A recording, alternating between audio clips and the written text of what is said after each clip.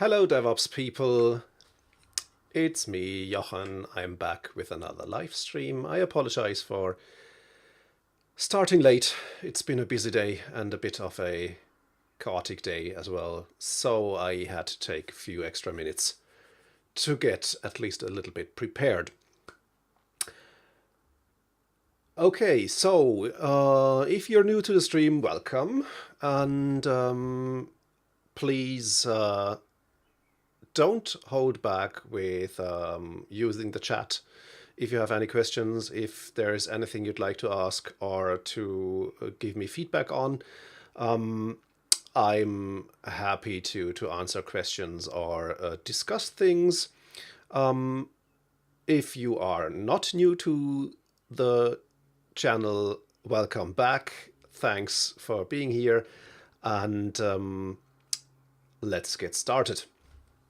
I created an agenda issue just in time a few minutes ago. I'll post the URL to the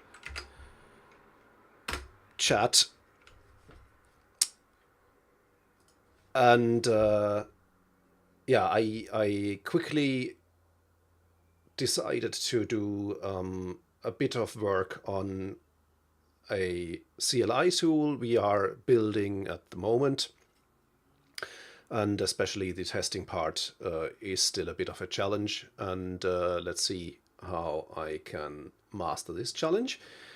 Before I get started, you'll probably hear a bit more keyboard noise than usual. My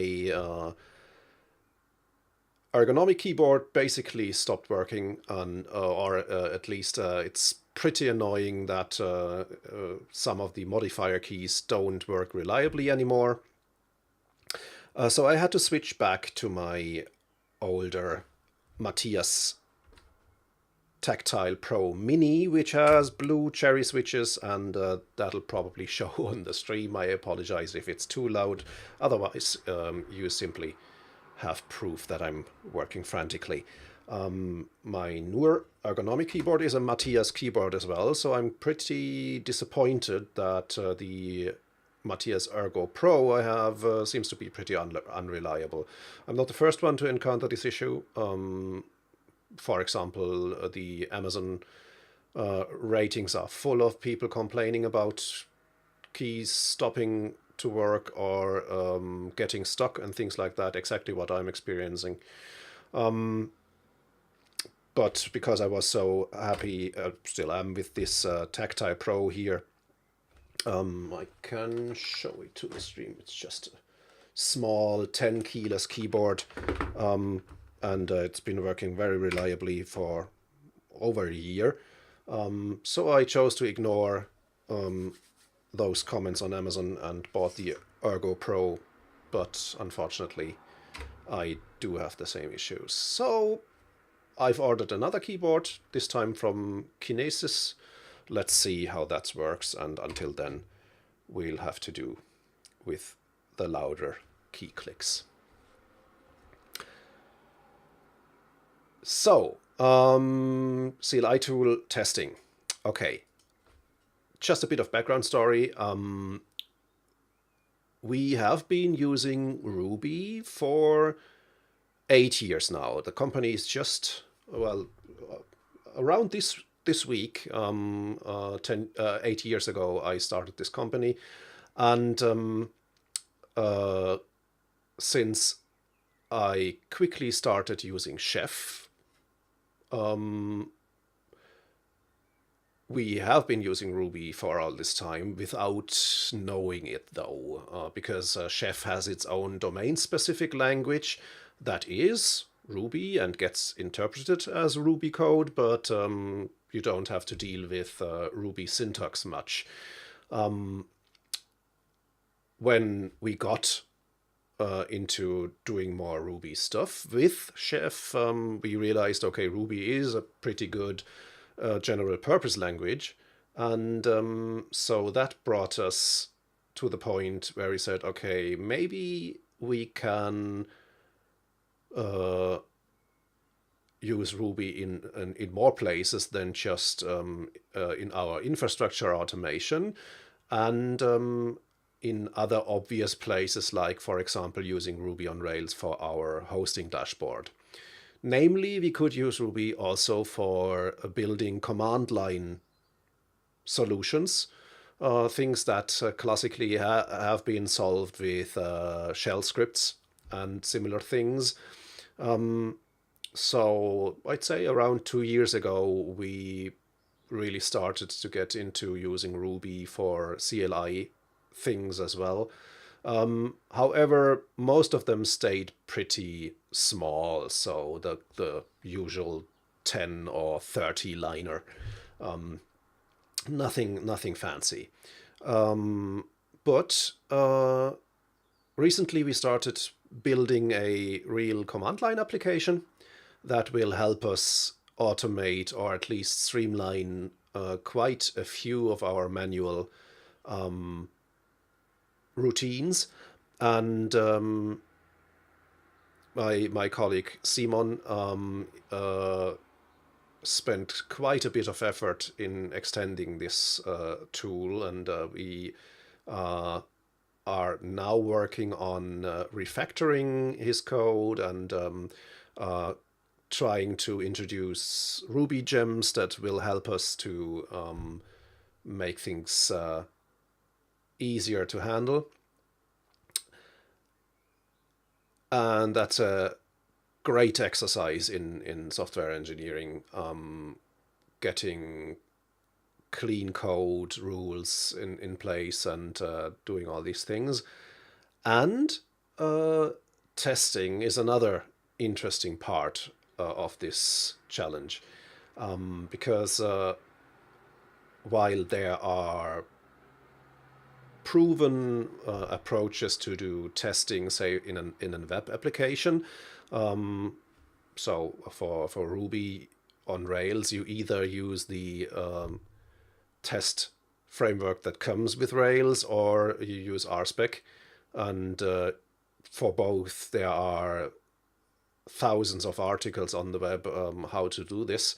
When it comes to command line tools, things get a bit more tricky, because now you have not only to deal with code and testing it. That's where I'll get started, I think. You have also things like how to test the effects your application has, say, on the file system. So if it creates files, how do you structure your tests there? How do you do test runs with test data? And from what I can see, this is much less explored than the testing in the web application area. So I thought, okay, we'll have to do this, because I really love things that are testable, both with Chef and with Ruby on Rails. We heavily rely on having tests that tell us if we have broken something. So I'd like to have the same convenience when it comes to our command line tools. So why not start with starting an editor and simply give you a bit of insight into what we've done so far. So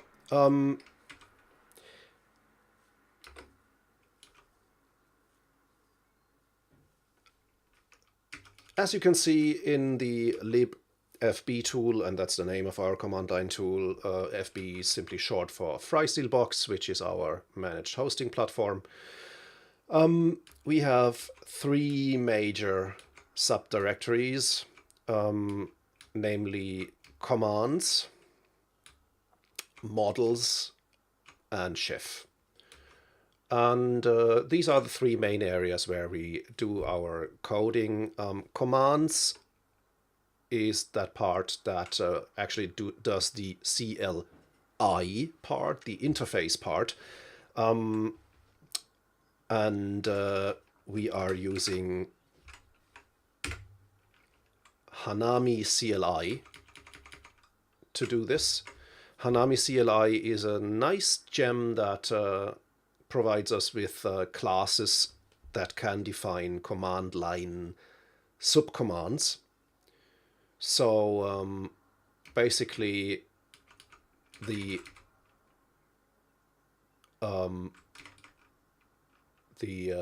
module name that is around the command class here defines the command. So we do have a command FB tool cluster, and this command will have two subcommands, namely cluster show and cluster discover. And that's basically another coding by convention thing, similar to Ruby on Rails. If you name things a certain way, these names will pop up in other places as well automatically.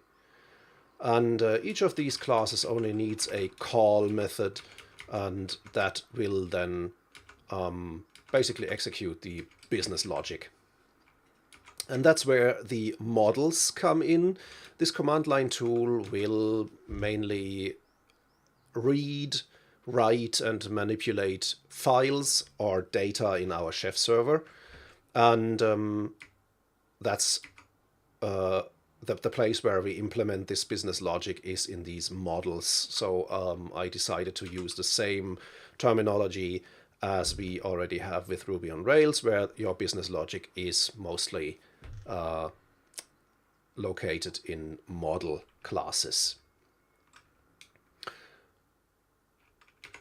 This kind of separation makes things much easier, because here I simply have a call method. Well, granted, the tool at the moment is rather sparse, and it's really just in its beginning phase. But it's easy to see what happens if I execute the command FB tool cluster show. It creates a new instance of a cluster model using the cluster ID that was passed in as a command line argument. It then executes the load from file method of this cluster and simply writes the result to the terminal. And if we run cluster call, it creates another cluster instance, calls its discover method, and then some kind of discovery happens, and then it does a save to file. So the results of the discovery basically are persisted to the file system. And so if you're just interested in what the command line tool here does on the highest level, you simply take a look at the command classes and you get the basic picture. Now let's dive into a model. So the newest model here is the edge router model.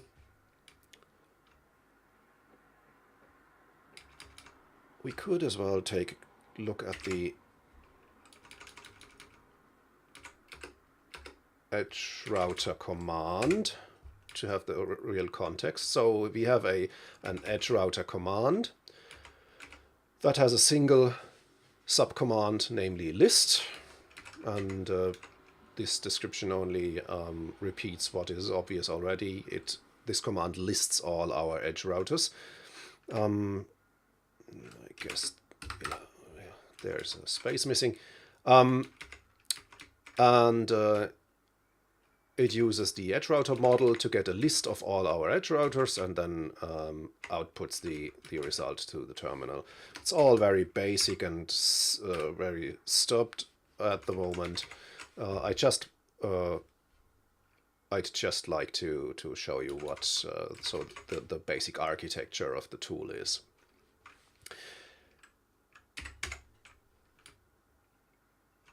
Again, if all I say is gibberish to you, pipe up in the chat, and I'll try and make things more understandable for you. So, the edge router model is the actual implementation of the business logic. All gibberish. Okay.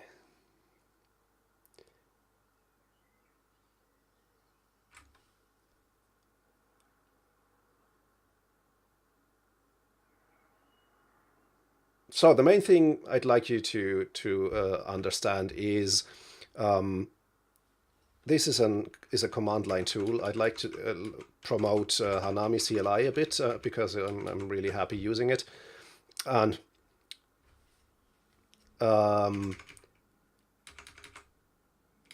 the actual business behind this business logic is not very interesting because it's just automating our internal routines. So you don't really have to know what an edge router is or what it does. Thing is, this command line tool is supposed to manipulate something that has to do with something called edge router. And the main thing I'd like to tackle today is how to do the testing of these things. So if some of the terminology doesn't make sense to you, that's perfectly okay. If you haven't gotten a grasp with me how to test CLI tools in Ruby, then this might be a bigger fail. Anyway, welcome to the Streamer Series HS. I'm happy to have you here.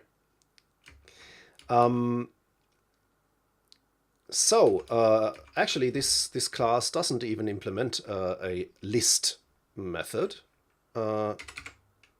like the command class here is using. That's because the list method is implemented in the base class. Whoops. Even with the old keyboard, I'm still making mistakes. Yeah, but just hitting the wrong keys is much less annoying than hitting the right key and having it not react. Happy to be here as well. I study computer science, but we don't really learn programming. Just one very basic course for Java, and that's it. So I try to learn everything where I can. Yeah, that's a good idea. From my experience, I've studied a bit of computer science myself when I was a bit younger. Is that computer science isn't very much about programming at all, but more the stuff that programming is based on, and so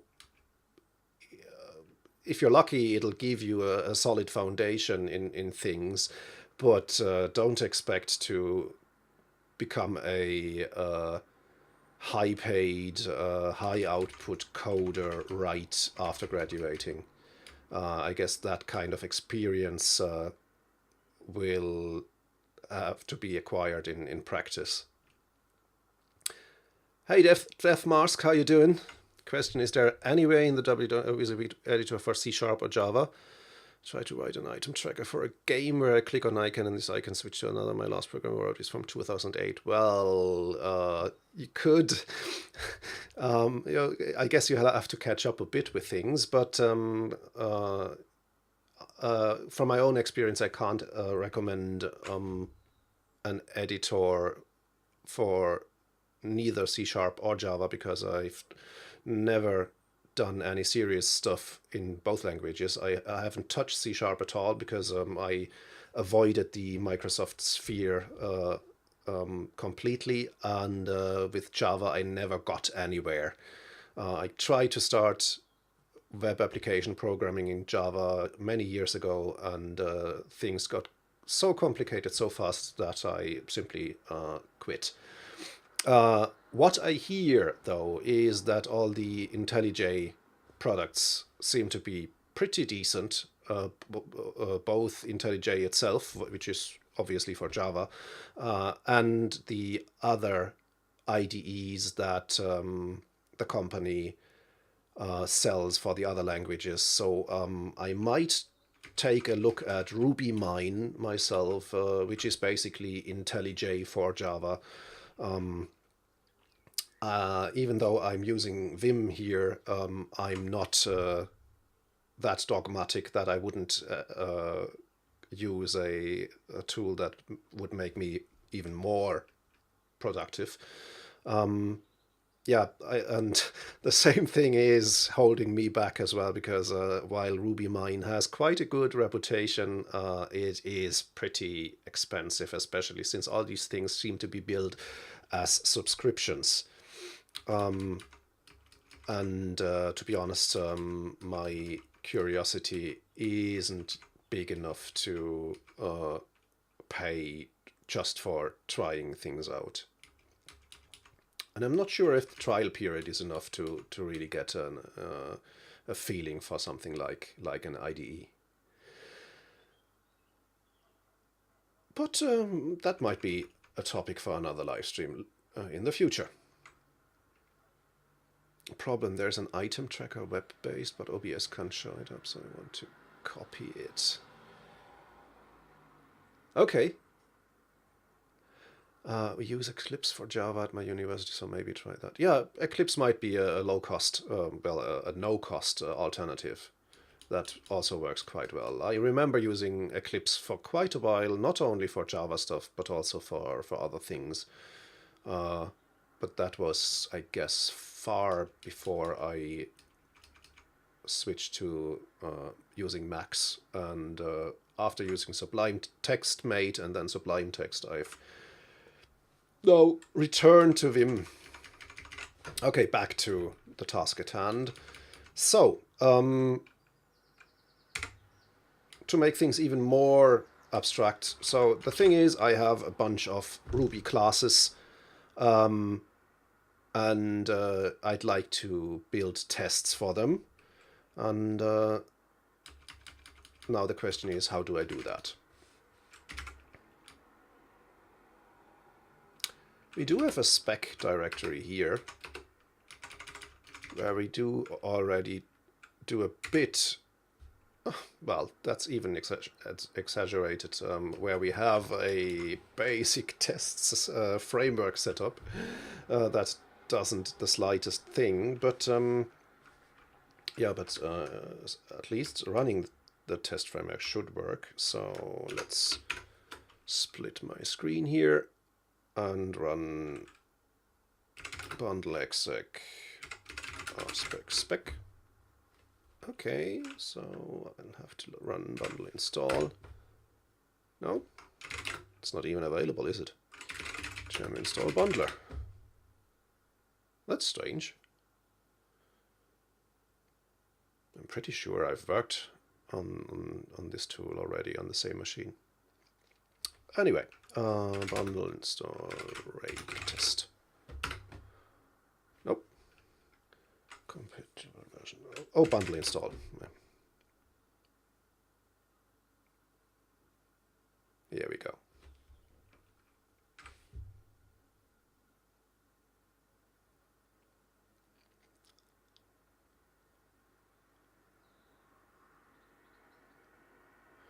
So, what is the actual Ruby version we are using here? 2.4.2. Okay. Is that the Ruby version we're using? Oh, that's why. Okay. I'll have to... Why do I have to switch manually?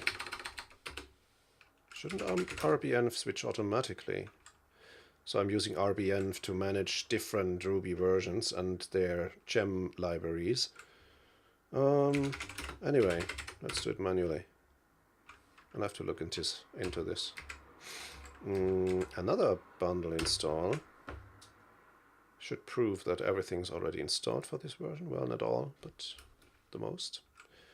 Now bundle exec rake test. Oh, it runs Rubocop. Oh, with quite a bit of offenses. Interesting. 16 offenses. Okay, and bundle exec rake. No, rspec spec. one example, 0 failures, and it just tests that we have a proper version number set in the code, which is installed by bundler automatically. Well, I'd say in order to get rake test working, I'll quickly resolve the style issues that we have.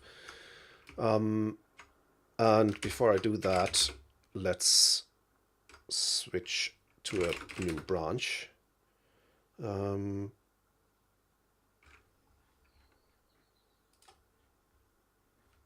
And I guess I'll do the same as I always do, which is create an issue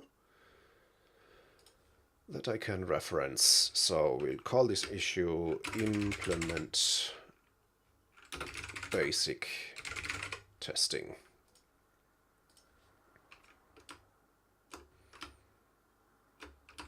In order to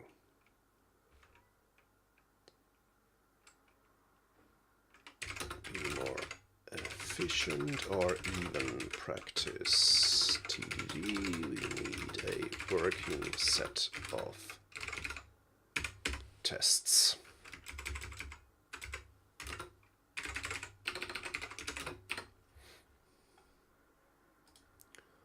Let's see. Is there enhancement? Assign myself. Submit. It's issue number 3, and that's what I will reference in my branch name. 3 testing. Okie dokie.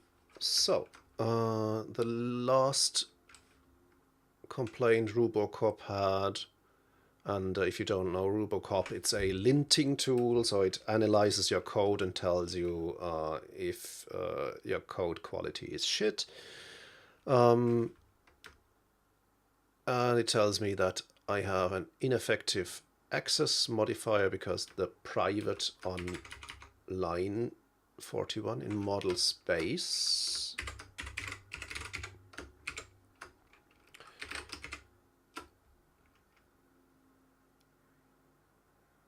does not make a singleton method, so this class method, private, which is correct. So we should use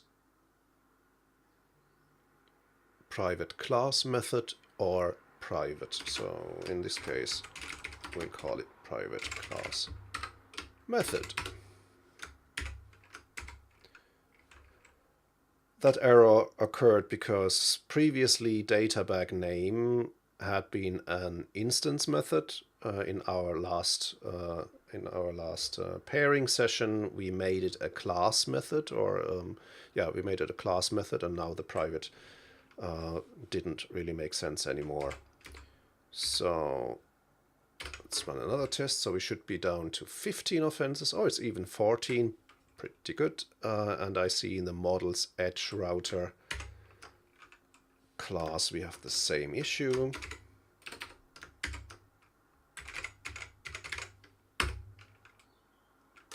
Private class method.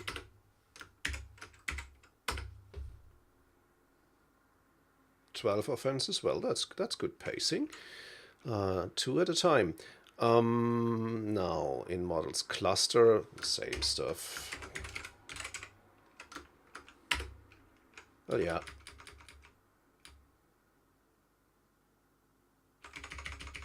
So we'll simply insert a private class method here because the private up there actually makes sense for the instance method that we define.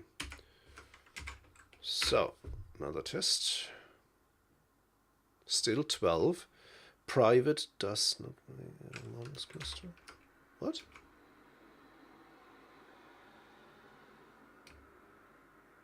Wait. Line 35.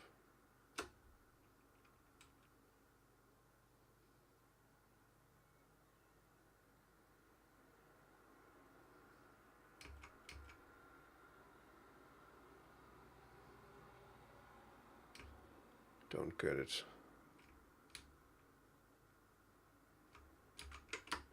Does Robocop expect me to declare this before going into this private block?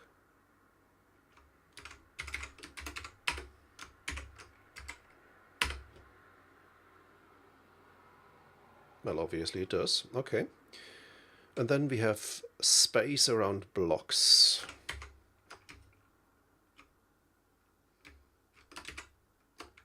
Oh, that's simply a trading space, I guess. Nope. It's these spaces here.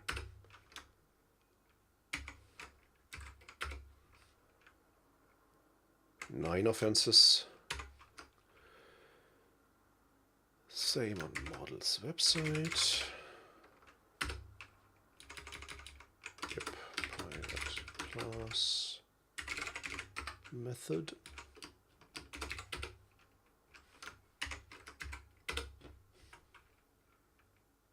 Seven. Empty lines.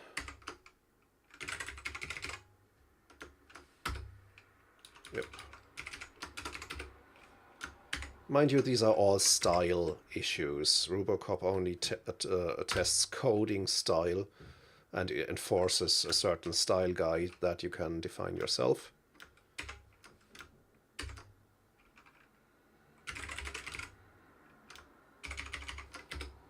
And that's why they are usually quickly resolved. In line 8, we have an additional empty line. And then we'll go into chef query, which has empty lines as well.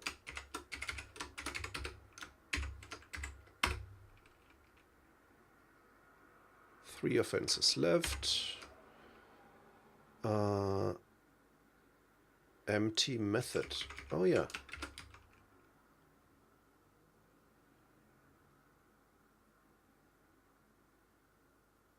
Put empty method definitions on a single line. Well, I guess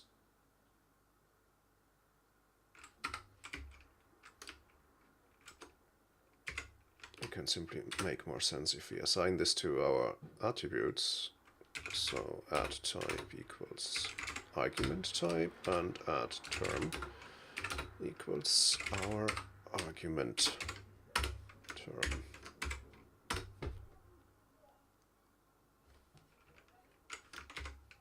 And then we have chef data bag. In line 16, there is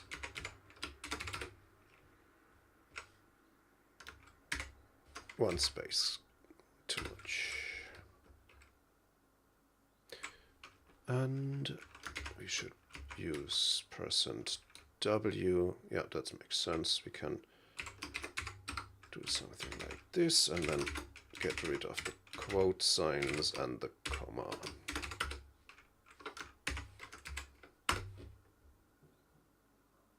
Brilliant. Okay, so now we can focus on actually building our integration tests. Let's clean up things a bit. So I think we should focus on testing the models first. It's probably a bit easier. And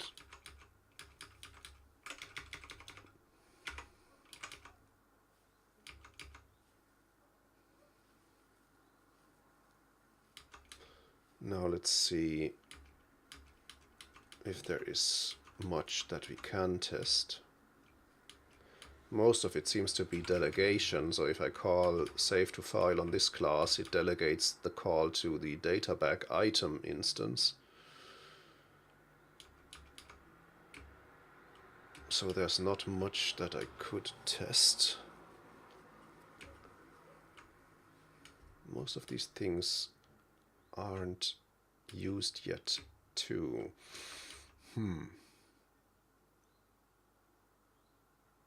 Well, we could test the properties method here. That's an easy thing because it simply returns the data bag item attribute, which gets populated in the constructor.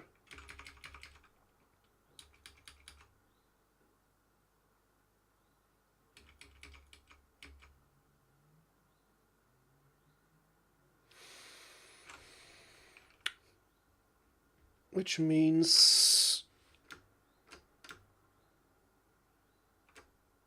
I could do something. Well, let's close this shell here so I can split my... Oh no, that's not splitting the editor. Anyway,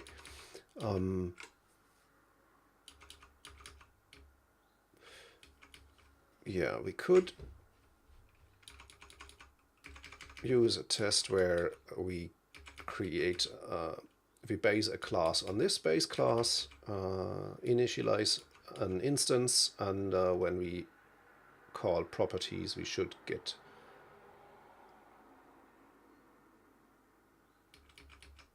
a data bag item back. Let's try. So, is there already a test? No. So let's build a base spec.rb. Oh, we have to move it. No, spec fb tool models, which doesn't work because subdirectory doesn't exist. So spec models. No. Why not? Oh, it does. It does already exist.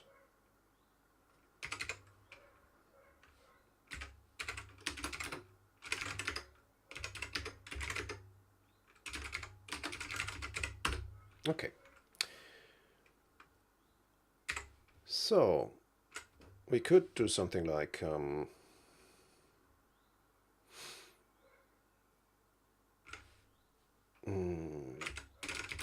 class base test is based on base.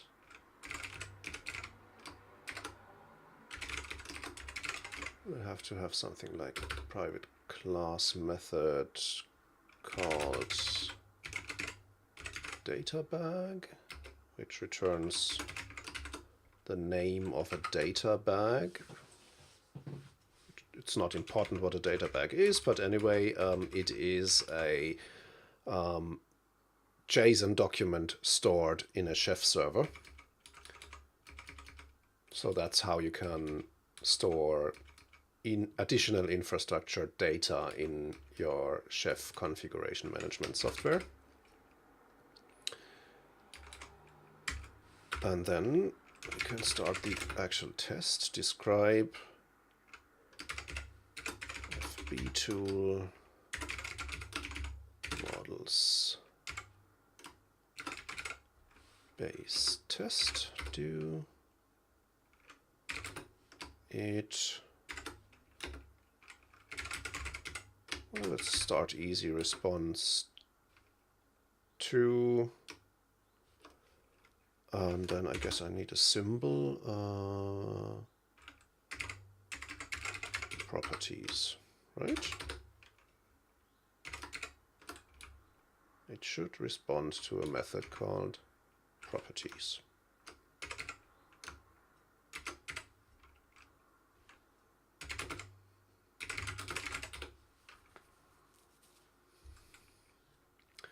Constant base. Yeah, I don't have any namespace here. That's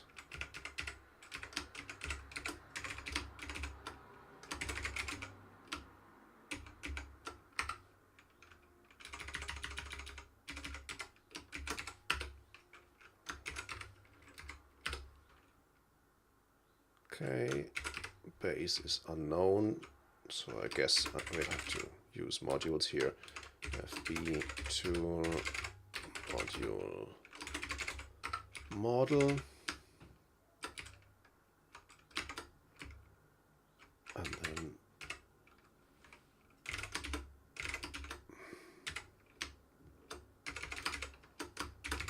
something like this.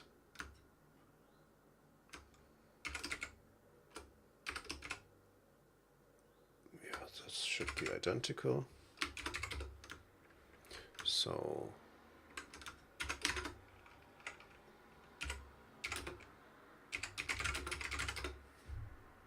ooh, that doesn't look good.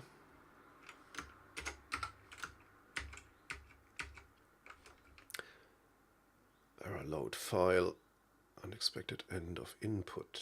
Oh yeah, yeah. I'm missing an end here. I should have seen that.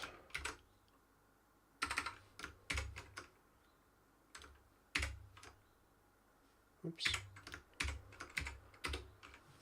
Okay. Undefined method describe. Yeah.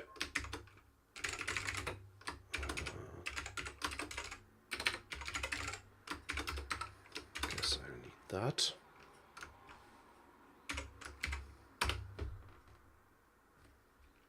Still, let's take a look at the other spec file that we already have. Oh, we need to require the right base class as well. Okay. And it's rspec described, that's why it's failing.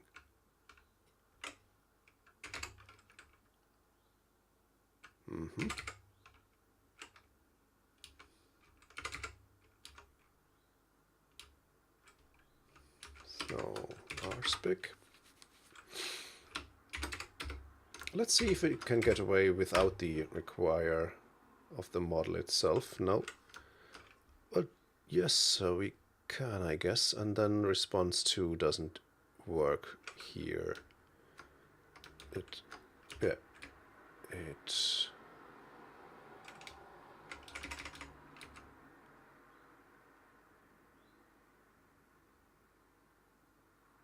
Let's take a look at how rspec actually implements this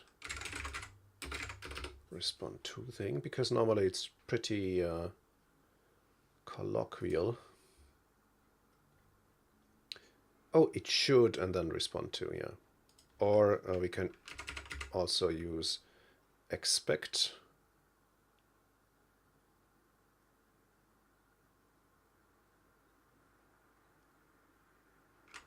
So yeah, why not use the expect syntax, the newer one? So expect subject to respond to properties.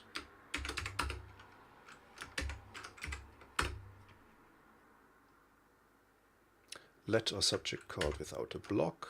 Yeah, so I need a it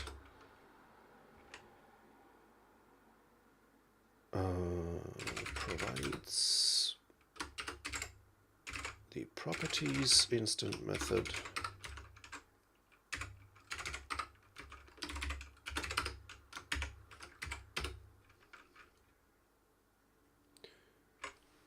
Wrong number of arguments. Okay, yeah, I have to initialize it with an ID.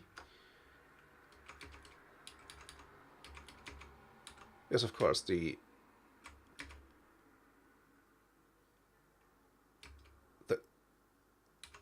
subject itself, the class, doesn't even respond to properties, only an instance of this object responds to properties. So I guess I'll have to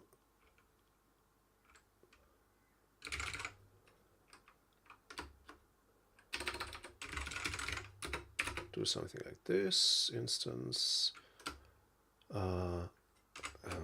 fb2 model base test new, and then I'll give it an ID.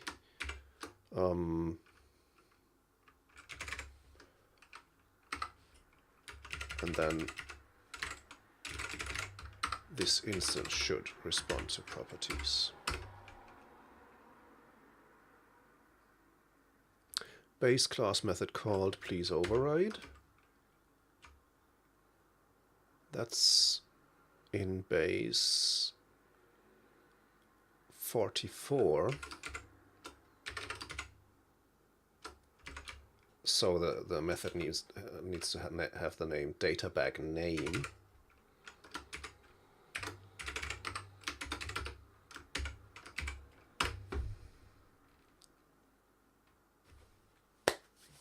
It works. It actually works. Okay. So we have an actual test that makes sense. It doesn't do much, but it does work, and it makes sense. That's progress, I guess. Obviously, we could do this with all the methods, but that's too boring.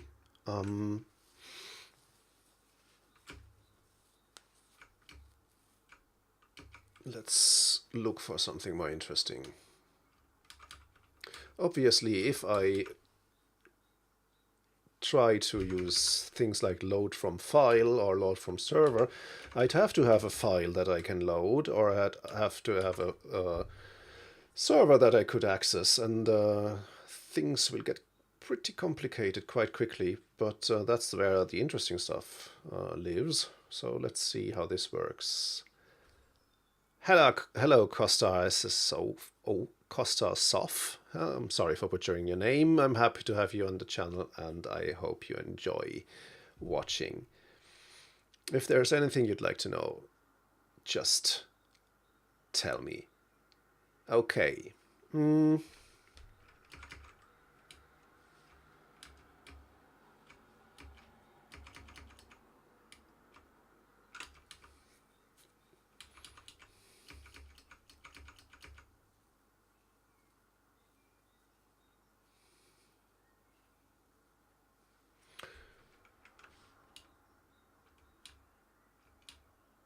I guess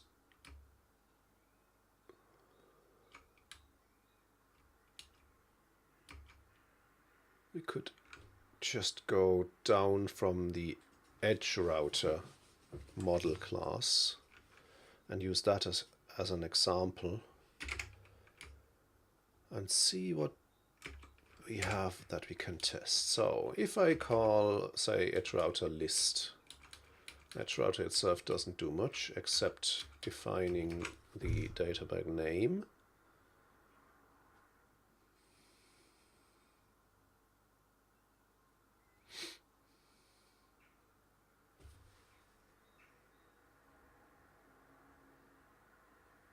And I wonder, testing this class method would be pretty trivial because I'll have to duplicate the information.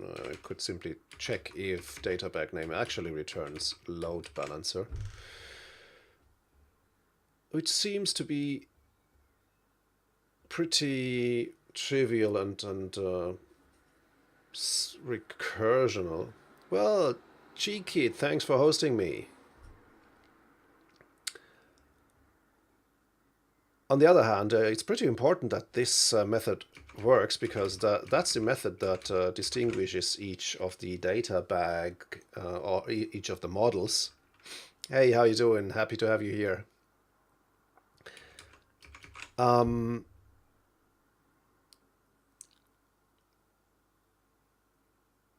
well, why not? Why not?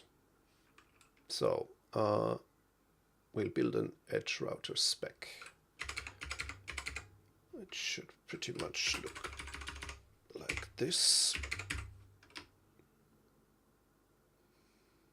Oh, I just realized I don't even need the spec helper over here, do I?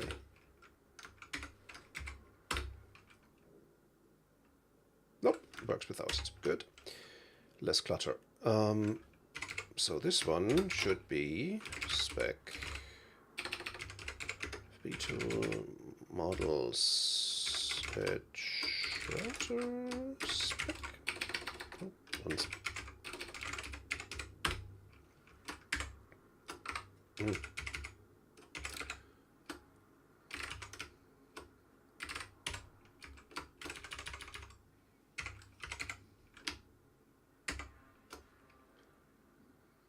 And in this case,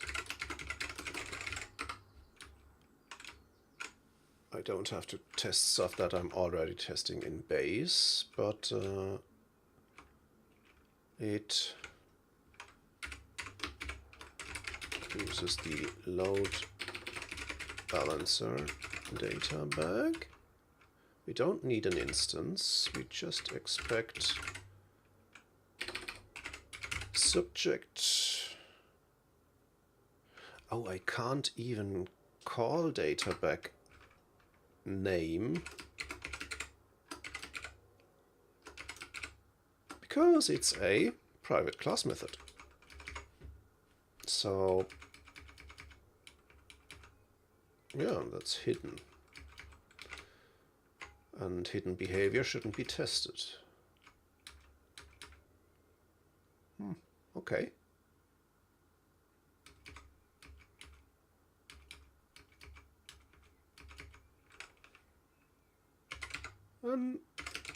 Let's test the belongs to cluster method here, which simply checks if the ID of my edge router object here matches the cluster ID that I'm passing in.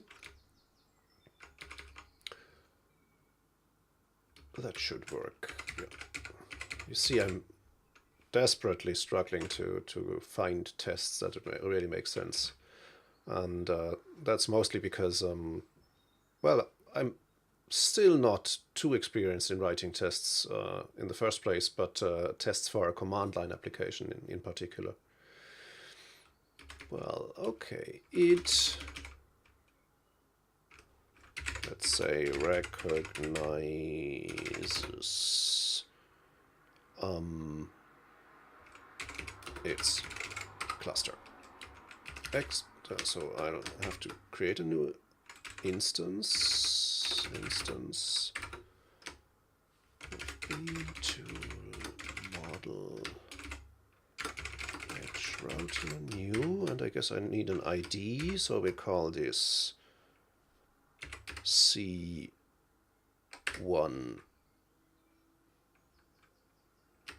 10. C1 would be the cluster name, and so this would be edge router number 10 or something like this.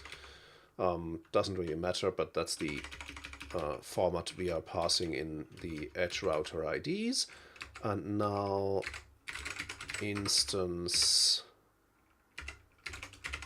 belongs to cluster C61 to be true, and since this is a Boolean method, it has a question mark at the end.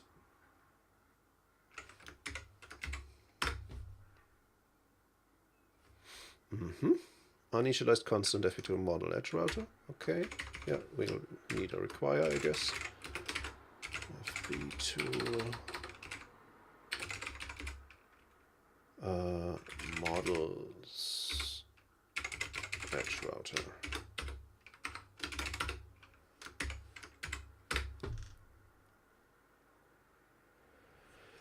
What am I working on? I'm working on adding tests, integration tests or unit tests to a command line tool we are building at the moment. It's written in Ruby, so I'm using RSpec as my testing framework, and at the moment I'm really trying to get a few basic tests defined. I guess once I have a certain set of tests, the other tests will fall into place quite automatically, but getting my mind into how to write these tests, what exactly I should test and what is what doesn't make sense, that's still pretty new to me, so I'll have to learn this, and why not doing while everyone's watching.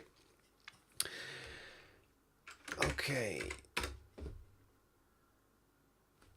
So, undefined method matches for a string. Oh, look at that. So, it's not exactly what I thought it would do.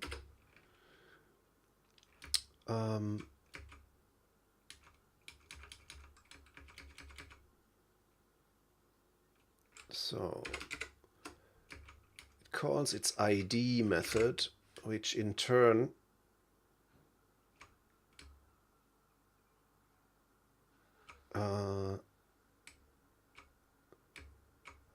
is an attribute of the base class.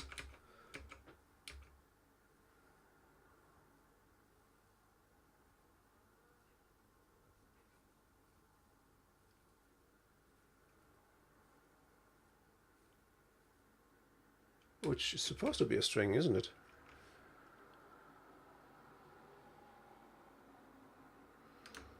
Wait.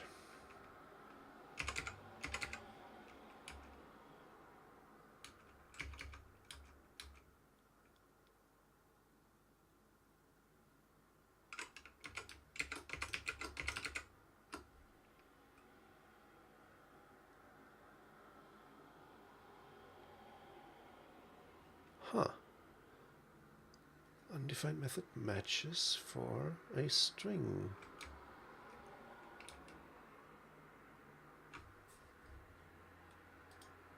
And string doesn't have a matches method.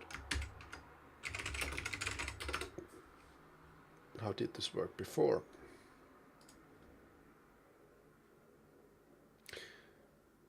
I still am not very used to testing at all. Well, join the club. I should probably get into it soon. Yeah, that's what I can confirm.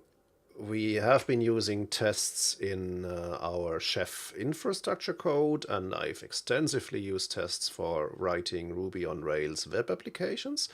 And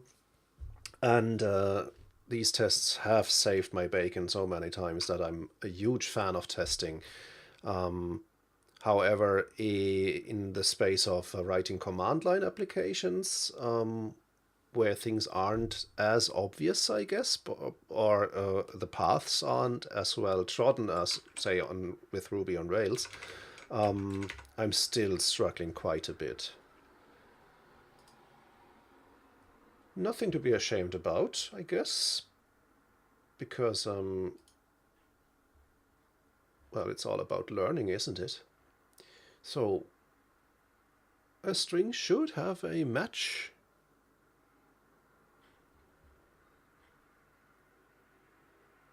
But not a matches. Huh. Matches? Interesting.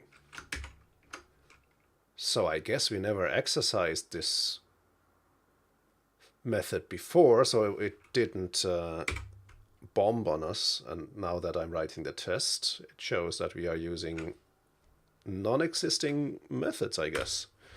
Another point to write tests. So we now have a running test. So syntactically we are good. Expected true, and we got nil. So what it does try to match is cluster ID and then a hyphen. And the edge router ID should match that.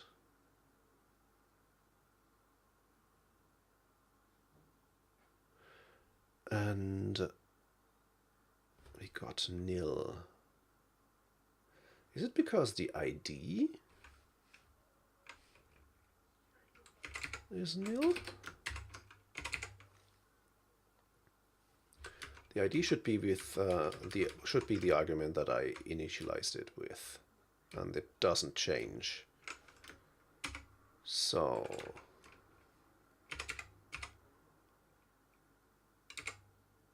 let's go back, close this one.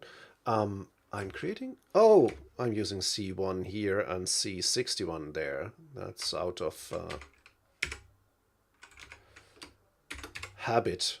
I'll have to admit it's just not a simple typo, because C61 is our test cluster, and I'm so used to using it in my stuff that I simply didn't see. This test was bound to break, and we'll get a match data. Yeah, of course. If we do match, it returns match data or nil.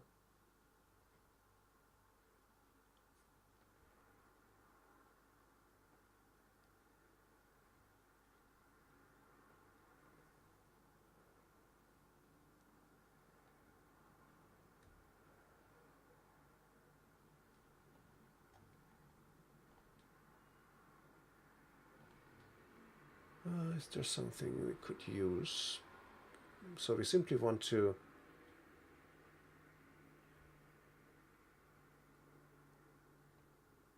get a Boolean result.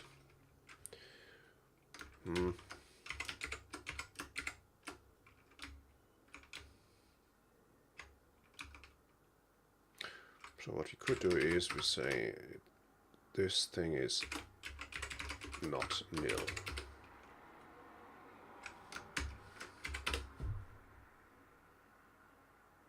Yep.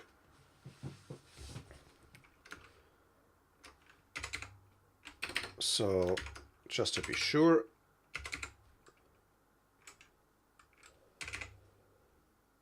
it shouldn't match everything.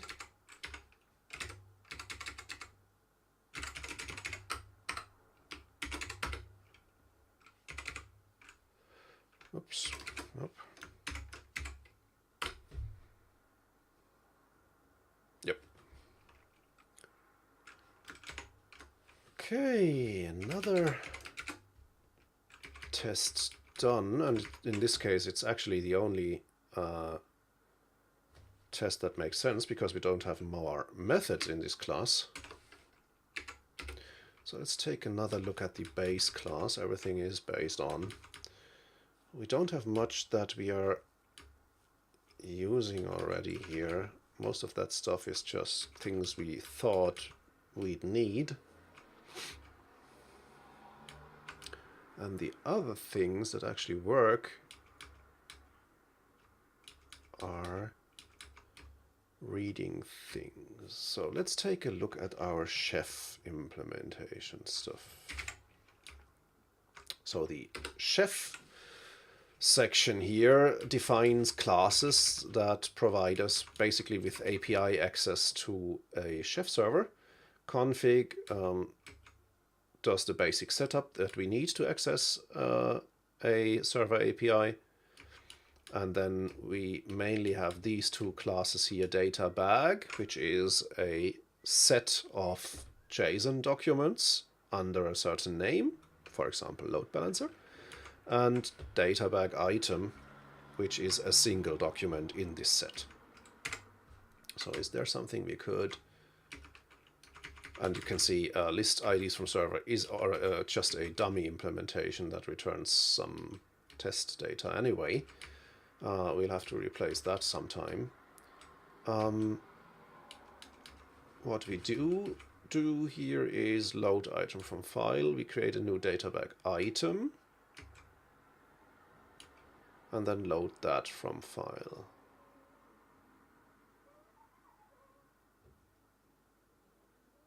Let's take a look at data bag item then. Or actually, let's see, directory here, for example.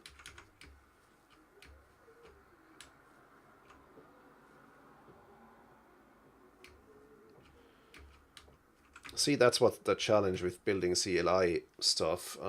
We are relying on an environment variable here that points us to our chef Git repository that contains all these data bag item documents if we want to read them from the file system.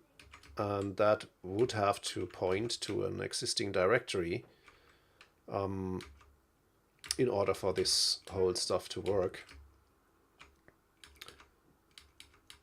And that's where I'm struggling, because how do I do that in a testing scenario? Do I have to create a whole test fixture directory, something like that? Probably, I guess.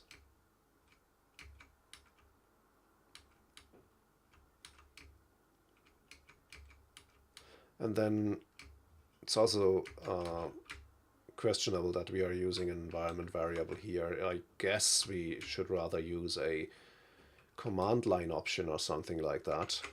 And that will require some re-engineering, and that's actually not what I wanted to do today. On the other hand, it might be a bit too early to actually write some tests before we don't have enough business logic flesh on our bones, so to say.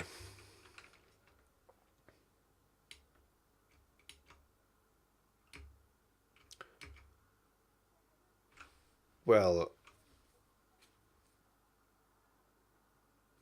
that's one thing, and actually I feel that I'm getting pretty tired at the moment.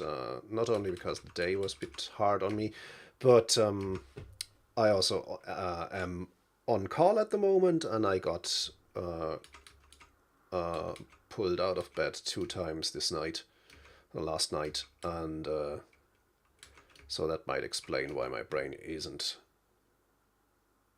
running in the highest gear at the moment. Tell you what, I guess I'll call it today. This will be back. I guess it could be a topic of my Tuesday stream next week. Until then, I guess I have a bit of a better insight, and maybe we already made some progress on the business logic front. And so I promise that we'll continue this. And I guess I'll stay online for a bit for you to chat. And so if you'd like to discuss something, just give me a shout out in the chat. Really interesting. We'll come back for more. That's brilliant. Yeah. I'm happy to share my learning with you, and try to share my thought processes, even if they are as slow as today. And I'd happily share yours too. So if you have any suggestions and stuff, keep them coming. That being said, yeah, I guess I'm done for today. And if you haven't followed my channel yet, now is the time to do it, and you'll get a notification when I start my next stream, which will probably be next Tuesday, 3:30 GMT. Until then, thanks for watching. Cheers.